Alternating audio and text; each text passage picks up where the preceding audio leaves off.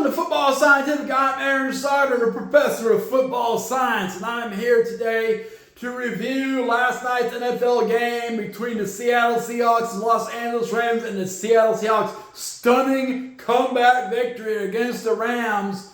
Also, we're going to talk some CFL news, and we'll talk about some NFL roster moves heading into Week 16 Sunday games, okay?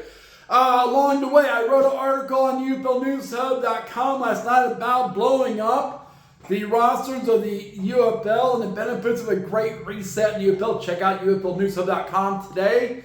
CFLNewsHub.com, I wrote some multiple CFL articles about the Tiger Cats yesterday. They have a new senior director of football player personnel, and they signed another receiver, Seattle Seahawks, again. So check it all out. FootballAnalysisOne.com. My power rankings for Week 16 are on there, plus other articles that were written by other people. So check them all out. I'm currently compiling our most critical stats for every NFL team during Week 16, and that's why we're reviewing the game today, because I already did that work for the Rams Seahawks game. So here we go. An early episode today of Football Scientific, brought to you by W Energy. That's right, W Energy. Here's my guest host, Tyler to talk about W Energy. Hi, everyone. I'm here. We're going to talk about W Energy, of course. But first, the NFL. That game was crazy last night between the Rams and Seahawks. Did you believe that? I had a hard time believing it. It seemed like the Seahawks were going to lose. And it seemed like our prediction was going to be wrong. It did seem that way. I said to myself, I bet we're going to be wrong. That's sad. That's sad. But then, boom, we were right. Take that, Los Angeles. We brought it, and we were right. The Seahawks did win, and you went money line on that. You made a ton of money. But well, unless you didn't bet that much, you probably made a few dollars.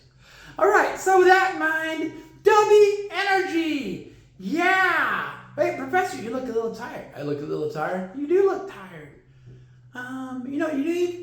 What do I need? W Energy. You need W Energy. Oh, good. Hey, we have a new flavor today. A new flavor? What do we have? We got Dragonade. Dragonade? Whoa, that is a fancy sound. No, sorry. He's not talking. I'm talking. Whatever. Okay, Dragonade. Okay, so where's the Dragonade at? Well, here it is. Dubby has given us the cup. Nice. And the Dragonade. Nice. Can I take a taste? Yeah, you can. Okay.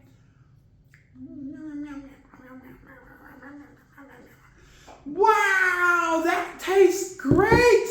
That tastes great, Professor. You gotta try some.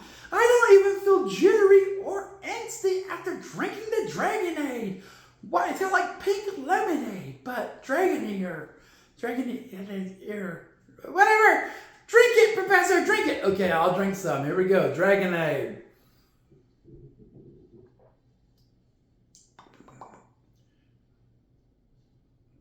Boom, wow, that's a really good flavor. That's a lot of fun. And did you know, Tyler the Tiger, probably, that W Energy keeps having new flavors. They keep getting new flavors. So remember, if you order W Energy, use our promo code Football Scientific, all caps, no spaces. You get 10% off your order, and we get some money too, which would be good. All right. So with that in mind, let's get ready to go over last night's game and some roster moves. Let's break it down. Yeah. Okay, here we go. So first, last night's game. As mentioned, the Rams got up early in that game and looked at the Seahawks, especially the third quarter. It was a pretty tightly contested game till the third quarter. Rams took a big lead, and it seemed like it was over, but then the Seahawks, they got a kickoff, they got a punt return for a touchdown.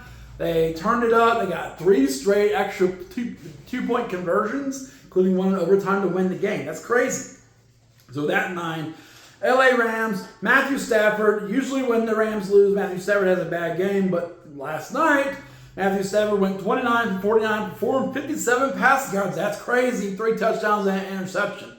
Kyron Williams ran the ball 23 times, ran about 23 times for 70 yards, 0 touchdowns, 0 fumbles. and Puka Nacua had 12 catches for 225 yards and 2 touchdowns, even under bracket coverage conditions. Wow. The Rams did sack the quarterback, Sam Darnold, of the Seahawks 4 times. Boom. Seattle Seahawks, Sam Darnold had his moments of self-destruction, but overall he went 22 for 34 for 270 passing yards, pales in comparison to Matthew Stafford. 2 touchdowns, 2 interceptions. Really not a good game at all from Sam Darnold. Not as bad as 4 interceptions like last time they played the Rams.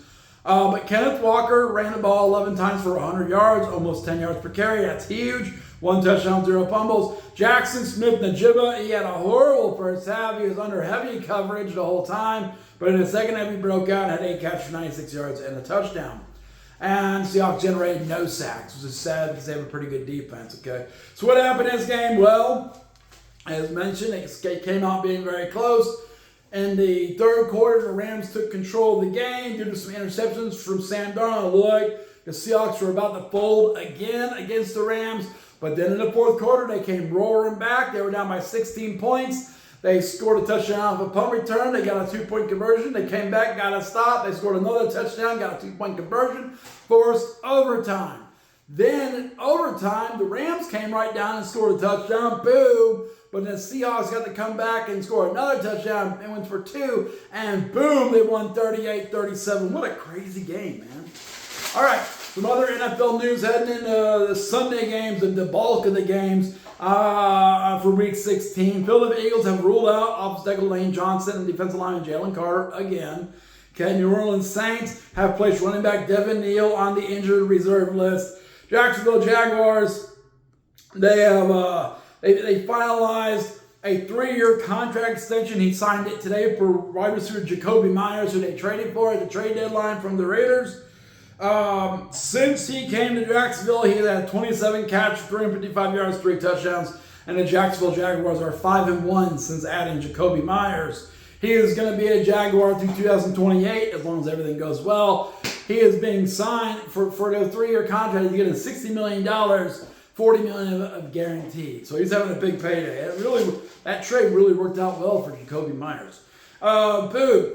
Dallas Cowboys. Cornerback Deron Bland is having foot surgery on his left foot for the 2nd time in 2 years. He just keeps it. Foot injuries are the worst for football players, man. You got to push off the ground and everything. It's bad.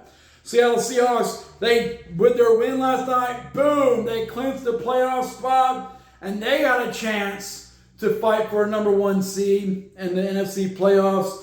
So the Rams really lost a lot of traction there with that loss. They won the game. Seahawks won the game with 3 2-point conversions in the fourth quarter and overtime. That's going to be highlighted in my most critical stats for every NFL team. That's the stat for the Seahawks. So the rest of the week is like that in the NFL. That's going to be a crazy week.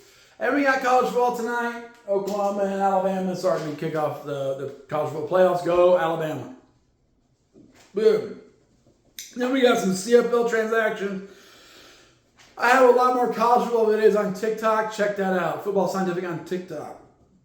All right. CFL transactions. Hamilton Tiger Cats. They signed national wide receiver Shedler Burgess. As we mentioned, he hasn't made a lot of impact in the CFL. But it's important to have Canadian-born receivers. They are very flexible. You can put on special teams. They help you with the ratio rule. I highlighted those things in an article yesterday. Toronto Argonauts signed national wide receiver Tristan Reddy. Montreal US signed national defensive lineman Gabriel Matsanu. Okay, they always pick people from Quebec, man. They pick a lot of Quebec players, and I believe Gabriel Matsanu is from Quebec, most likely. Saskatchewan Rough Riders signed national defense back Jackson Ford. BC Lions signed American running back Peyton Barber. Winnipeg Blue Bombers signed American defensive back Dietrich Nichols. And they signed American offensive lineman Joseph Moe, I guess. So, that's your CFL updates. That's your NFL updates. That's a review of last night's thrilling Rams versus Seahawks game. Remember, this Football Scientific episode is brought to you by W Energy. And on this today, we're having Dragonade, and it's delicious. Make sure you check out footballanalysis1.com for my articles about the NFL, including my power rankings heading into week 16. Very insightful stuff there. Check out CFLnewshub.com, see my CFL articles, and check out UFLnewshub.com. I think last night's article about blowing up the rosters is going to be really cool. So we'll see if that's my next big article. But we'll see. Thanks for joining Football Scientific. Make sure you subscribe, you like, and share the video. And let's blow this thing up. Let's go. Let's support Football Scientific. Now I'm going to close the Football Scientific portal for today. Bye-bye.